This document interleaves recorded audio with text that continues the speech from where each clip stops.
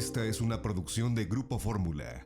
Ahora de viva voz, como le anticipaba Roberto Aguilar, editor en jefe de la revista Forbes y columnista financiero del Sol de México, y para fortuna nuestra, de todo este equipo, un hombre que siempre está dispuesto a ayudarnos a desfacer todos estos entuertos que de pronto no nos quedan muy claros y no entendemos en el plano económico financiero. Mi querido Roberto, gracias por estar con nosotros esta mañana.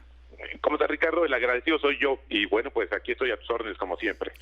Gracias, Roberto. A ver, ¿cómo está la cosa? El Instituto Nacional de Estadística y Geografía, el INEGI, pues ratifica lo que ya se sabía desde hace algunas semanas al señalar, al reconocer que la economía de México se contrajo 8.5%, 8,5% pues el año pasado. Primero, ahora sí que para ir por partes, ¿a qué se debe fundamentalmente esta reducción? Se ha dicho que ha sido un factor definitivo el hecho de que la economía se haya contraído debido a la pandemia sanitaria convertida en pandemia económica. Pero es así, el año pasado hay una contracción gigantesca de la economía, ¿o ya veníamos mal? ¿Cómo está la cosa, Roberto?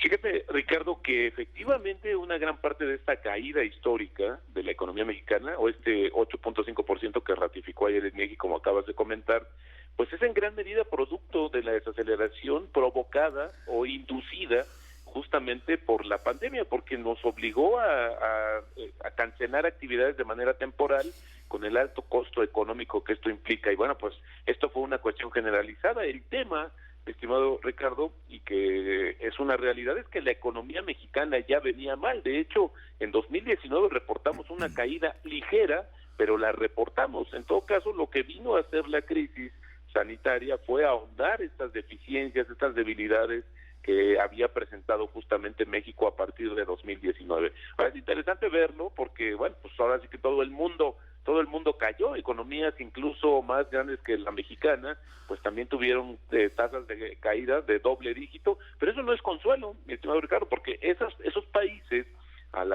hicieron justamente un plan de contingencia, uno para tratar de suavizar la caída, pero lo más importante para buscar las condiciones que permitieran una recuperación más rápida y más vigorosa. El caso es que México no hizo ningún plan y lo sigue esperando, y luego la verdad es que hay como varias cosas que me gustaría puntualizar. Uno es que sí vamos a crecer, o sea, ya no vamos a seguir cayendo en términos económicos, pero tenemos un déficit porque ya estamos en números negativos con este menos 8.5%, así es que, Ricardo, todo lo que veamos en términos de crecimiento va a ser muy muy importante porque tenemos bases de comparación muy bajas. Por ahí escuché y vi justamente uno de los comentarios de uno de los senadores de este país que decía que con la 4T iba a ser histórica, histórico el crecimiento de la economía, nunca antes visto. Claro, pues es que también no habíamos visto esa caída de 8.5%. Entonces hoy lo que vamos a ver es que, te decía, un crecimiento. ¿De cuánto va a ser este crecimiento? Y yo diría, más que crecimiento, debemos tener mucho cuidado en la semántica de las palabras, porque es una recuperación. Sí. El crecimiento va a ser cuando superemos ese menos 8.5% que nadie se lo va a quitar al gobierno actual, y que de ahí entonces sí estuviéramos observando tasas de crecimiento. Hoy lo que va a haber una recuperación. Algunos analistas dicen entre 3 y 4%. Moody's acaba de decir muy optimista, 5.5%. El presidente dijo 5%, y la Secretaría de Economía estima un 4.5% también. Pero el tema es que todo esto va a estar ligado a lo que pase en Estados Unidos, es decir, vamos a nadar de muertito en términos económicos con respecto a Estados Unidos. A ver, pero déjame entenderlo.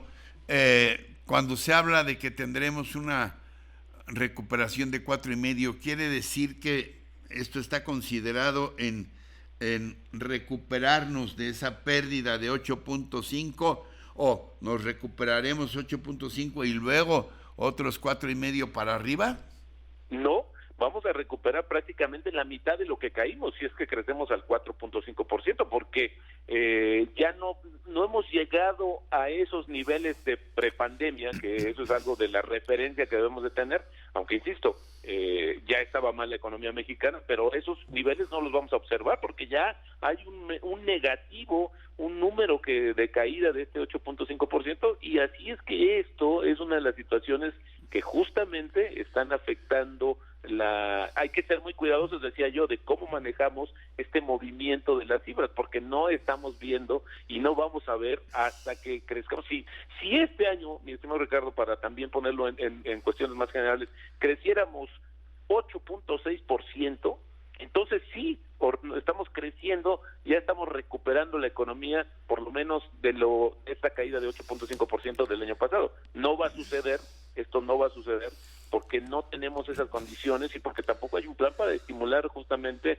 el crecimiento de la economía. Recuerdo que el presidente, como acostumbra hacerlo, pone sobre la mesa una especie de apuesta, ¿no? Y él dijo, sí, bueno, nuestro modelo, incluso nos lo están copiando otros países, lo cual, pues lamentablemente no es así, porque él dice que se están apoyando desde abajo, ¿no? El país, no como a los de arriba, como se hacía antes, y eso iba a funcionar, no nos endeudamos, sí, eso efectivamente, aunque el crecimiento de la deuda sí es porque se achicó el tamaño de la economía y nos cuesta más en términos sí, de lo que pagamos de intereses de la deuda, pero pues en realidad no estamos en una situación, ¿no? Y podemos decir que estos indicadores que están más cercanos a nosotros, que son justamente la recuperación de fuentes de empleo, la recuperación de tu capacidad de compra, pues sí van a estar demasiado lejos. Ya lo comentabas tú en algún espacio, este crecimiento tan importante e histórico de los niveles de pobreza en México que va a dejar desafortunadamente la pandemia, pero también la falta de un plan del gobierno en turno.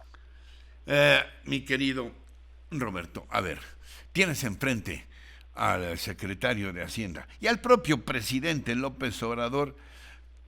¿Qué les dirías? ¿Cuáles las principales urgencias en estos momentos para tratar de rescatar, de recuperar el momentum ideal para la economía mexicana, considerando todos estos factores, la pandemia, el mercado internacional, etcétera? ¿Qué tendríamos que hacer urgentemente? Bueno, yo diría que tendríamos que buscar aquellos proyectos que tengan un impacto mucho más de corto plazo, es decir, proyectos de infraestructura e inversión del gobierno, que el gobierno gaste, no es que no deje de gastar, deje esa política por el momento de austeridad.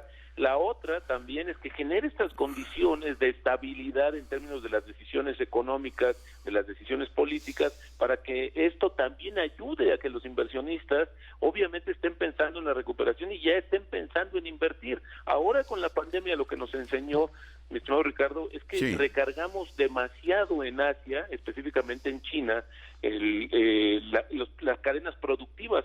Lo que pasó con Asia, con China, cuando entró en una situación justamente por la pandemia, es que en efecto dominó, se empezaron a cancelar estos procesos productivos, estas cadenas productivas, y hoy lo que están haciendo, están pensando muchas empresas en acercarse a Estados Unidos. ¿Cómo lo van a hacer? Pues que se instalándose en México, pero si no tienen condiciones de Estado de Derecho, de una seguridad, no estoy diciendo una protección y que los tratemos con una alfombra roja, simplemente el piso parejo para que ellos puedan tomar las decisiones. Eso sí nos ayudaría a generar empleo, eso sí nos ayudaría justamente a fortalecer más la economía y recuperarnos más pronto. ¿algún otro aspecto, mi querido Roberto, que te llame la atención sobre lo que estamos viviendo y del que no te haya preguntado? Pues fíjate que a mí me gustaría mucho comentar también que el tema de las remesas, para bien o para mal, mi estimado Ricardo, va a ser un factor importante, porque si hablamos justamente de esto, todos esos alicientes que ha dado el gobierno de Estados Unidos para que se recupere su economía, pues obviamente, ya lo platicamos en la vez pasada, pues nuestros connacionales sí son los que están trabajando y no dejaron de trabajar, y también percibiendo ese ingreso que estuvieron mandando a sus familias, y ahora con la recuperación se van a enganchar de ahí, y eso también va a seguir siendo un factor importante. El tema es que no podemos depender, no somos un país que dependa justamente de las remesas, porque si hablamos de autonomía, deberíamos estar generando nuestros propios recursos de manera interna, y estos motores del crecimiento deberían de estar aquí, no en Estados Unidos, mi estimado Ricardo. Como siempre, Roberto, un abrazo grande, fraterno. Gracias por estar con nosotros. Siempre, siempre muy aleccionador y un placer escucharte. Gracias, Roberto Aguilar. Te mando un abrazo, Ricardo. Muy buenos días. Un abrazo, gracias. El editor en jefe de Forbes y columnista del Sol de México.